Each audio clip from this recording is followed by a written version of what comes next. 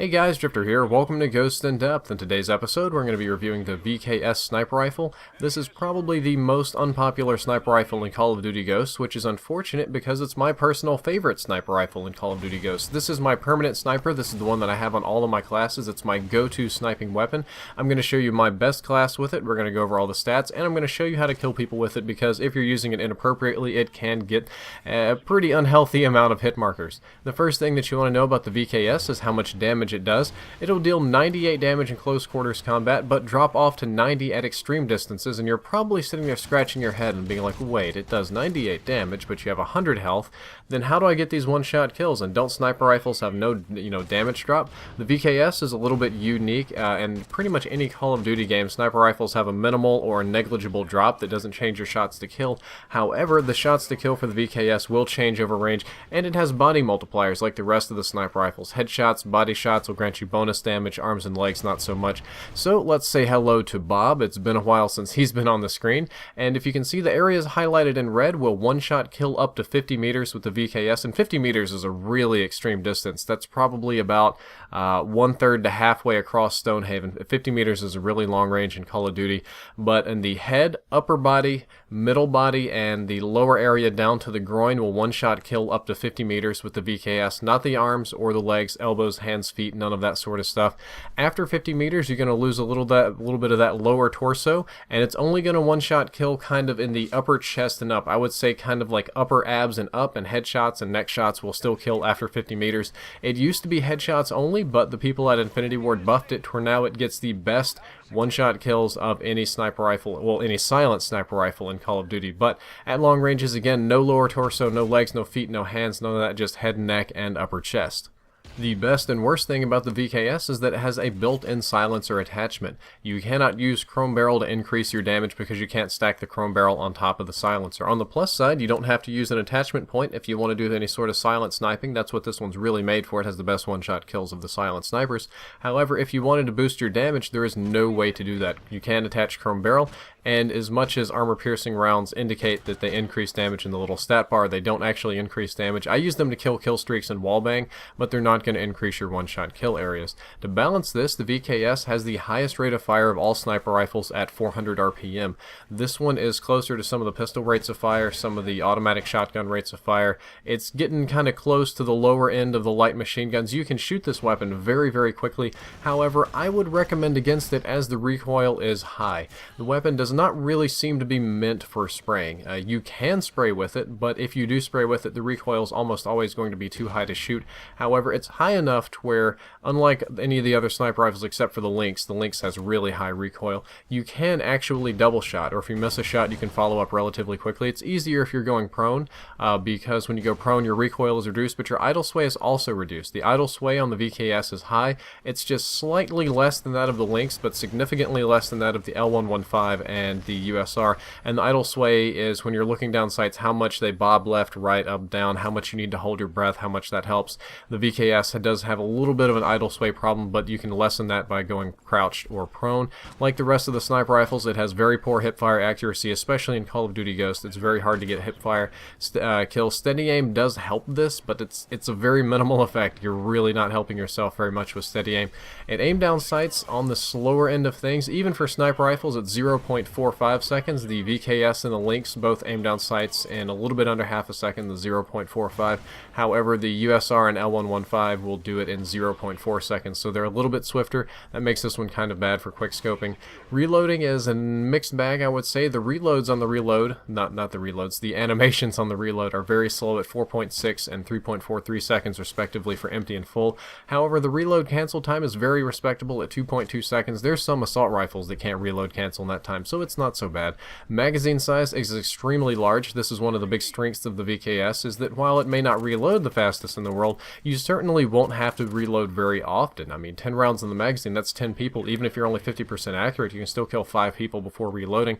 If you run extended mags, you go up to 15, but I never found that necessary. And because of the large magazine size, you do have a larger magazine capacity with you of 30, which is very nice. The sniper rifles do have slightly different default scopes, be it how much it zooms, how it looks, how the the mil dots are. The default scope is good, but with the limited attachment choices on this weapon, you'll probably want a better one. You can only either have extended mags or AP rounds, and then you have a choice of optics.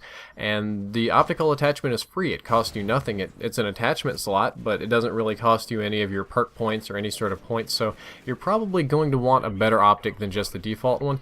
I prefer variable zoom over thermal, and I like to avoid the ACOG. A lot of people really like the thermal sight in this game, and I'm going to tell you it is very useful on the map Prison Break. It's kind of useful on Stormfront and Stonehaven, but on most of the other maps I find it more trouble than it's worth, more of the brighter maps, mind you. I prefer variable zoom most of the time. There's nothing wrong with thermal if you like that. Avoid the ACOG sight. It has way too much idle sway. Adding ACOG on a sniper rifle is going to increase the amount of idle sway, and in this case it already has a lot. So it's going to idle sway a lot, and you can't really hold your breath to steady it, so it's a big problem. And if you haven't noticed, the VKS is not a sniper rifle for quickscoping. I would very highly recommend against quickscoping with the VKS. Not only does it aim down sights slowly, but you run a little bit slowly, and it has the smallest, let's say, one-shot kill areas on the body. You're not going to be able to get those legs or those upper arms or anything. It has a range problem. It's silenced by default, which if you're quickscoping, you're going to be up in people's faces. They're going to see you. The silencer isn't going to help you at all. They'll even hear the little kind of the little wet fart sounds that it makes. So this is not a quickscoping weapon. If you're going to snipe with the VKS, if you're going to use this weapon, you pretty much have to be a stealth sniper, and this means old man hard scoping, or playing like a dinosaur back in COD 4 before everybody did these YY360 ladder stalls. If you want to sit in the back of the map, if you want to stay off the radar and snipe people and then reposition yourself and hold down objectives and punish people that want to take them with a sniper rifle, this is the sniper rifle for you. If you love hard scoping and being stealthy and pretending you're a marine and hiding in the bush and there with the ghillie suit and all that sort of stuff, you're going to like the VKS. You might not like the fact that at long ranges you have to hit chest up. You're going to get some hit markers with the weapon, but this one allows you to snipe stealthily and maximize your attachments. It's really good for that. However, quickscoping, very aggressive sniping, not so much. I did a little bit too much aggressive sniping here in the commentary because, well, when you're going for gameplay, I have the little commentary monkey on my shoulder that's like, Drifter, they don't want to watch you, sit in the back of the map and camp. Everybody wants to see you quickscope with the VKS. Go for the kills. Another good thing you're going to need with this weapon is a very good secondary. I'm going to get to that in my recommended class, but since you can't quickscope with it and it's not a very good close range weapon, I always carry a secondary weapon with me, a pistol, so that I can break it out very quickly. You can swap to a pistol faster than you can swap to anything else in this game, and for me that was the P226. I really like the P226 with the silencer. That's my go-to sniper pistol. You can do anything you're comfortable with. The Grok is good. PDW doesn't really float my boat too much. If you've got the skill, the Magnum's amazing, but it's a little bit difficult when silenced. My best class with this one is when I use the variable zoom and armor piercing rounds. I use the variable zoom because in the smaller maps I can hit people more easily, and at longer ranges I can zoom into whatever's comfortable. The AP rounds don't give me more damage, but they do allow me to completely ignore ballistic vest users. Thank God. That's not going to stop me from getting my one-shot kills. They allow me to snipe down air support really quickly and shoot through walls, so they're very nice. For the perks, I'm using ready, up, and quick draw so that I can snap to aiming down sights very quickly. Very rarely is the day that I'm going to get a quick scope with this, but very frequently is the day that I'm able to kind of quick snipe or set up faster than somebody else. Focus and off the grid are essential. Focus is going to give me less idle sway, and the VKS definitely has an idle sway problem. It's also going to give me less flinch when I'm shot, so that's a big deal. When somebody gets a shot or two off on you at longer ranges, you won't flinch too much. Off the grid is my stealth component for this one. This one keeps me off of the radar, out of harm's way, that sort of thing. I'm doing this in ground war. If I were doing search and destroy, search and rescue, or maybe blitz or something where I had to sneak around, it would be dead silence and incognito and that sort of stuff. But in ground war where I'm stamping around, don't really need those. Off the grid will do the trick. And for the grenades, I ran a stun grenade. Nothing wrong with a 9-bang, or if you're comfortable with it, something like a frag grenade or a really tactical grenade. But I use stun to kind of chunk them around a corner, freeze people in place, move around and snipe, or break out my pistol, or do whatever it is that I need to do. And it works very well. This is the class I would recommend. If you don't use this class, just take the AP rounds and take the off the grid and be stealthy with the weapon and don't try and quickscope with it. Well, guys, that's all for this episode of In Depth. I hope that you enjoyed it, and I hope that you learned something useful. If you did, don't forget to like, favorite, and subscribe. You can also check out the previous episode on the Bison, which some people have told me is pronounced B-Zone. I don't really believe that, but we'll see. You can click the box, it'll open a new window.